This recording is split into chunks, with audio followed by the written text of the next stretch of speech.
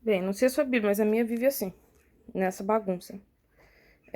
Só de umas curiosidades do grego e hoje eu tava lendo o capítulo 5 e enquanto eu tava traduzindo, é muito interessante notar aqui essas duas palavras que são particípios e mostra a posição de Cristo. Ele está como um que foi morto ou que foi abatido e ao mesmo tempo é um que está em pé. E é interessante porque elas coexistem. Elas são dois particípios e elas estão na mesma conjugação, e por isso que eu até juntei aqui. Isso é muito importante porque ela revela a natureza do nosso Senhor, de que ele foi ferido, e o que indica a cruz, indica a crucificação, né? Mas é a paixão de Cristo, e ao mesmo tempo ela indica que ele está em pé. É como um inimigo que volta de uma guerra ferido. Mas é também uma forma de deboche contra as forças malignas que acharam que a crucificação teria derrotado Jesus, mas não, ele está em pé e ele está ali, usa depois a palavra sete, que indica realmente a perfeição, indica a obra completa, mas só mostrando aqui esses detalhes, em grego é muito importante notar não só a conjugação, mas a função dela na frase.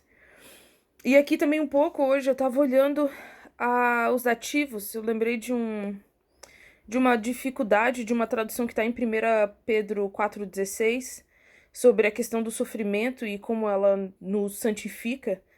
E na pesquisa que eu fiz na verdade fui única até, o professor até falou muito bem,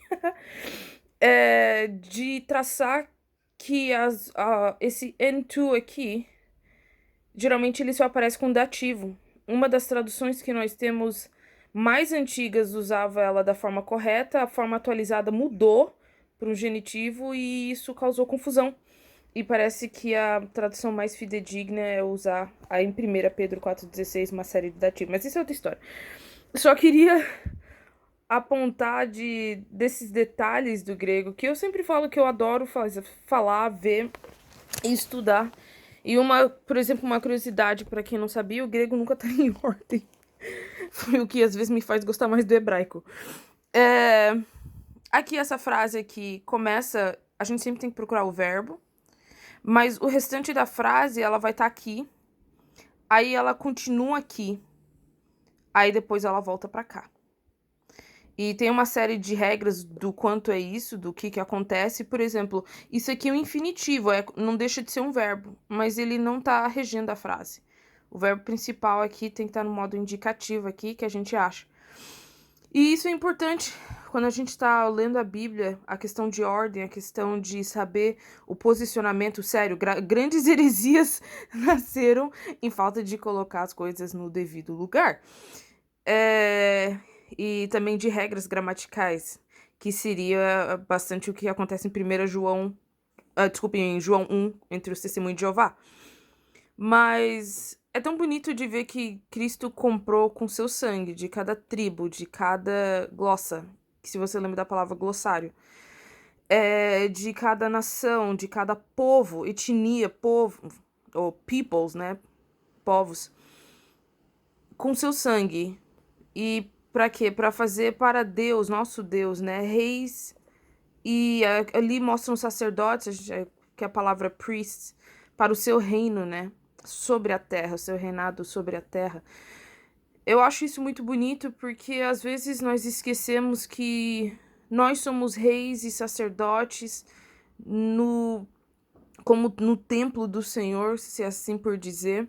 E às vezes nós vemos tanto preconceito dentro de funções baseado em de onde você vem, qual o sexo que você é.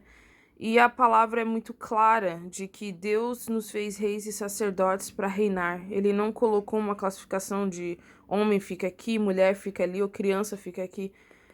A gente tem que entender que no início da igreja cristã, muitos cristãos eram escravos.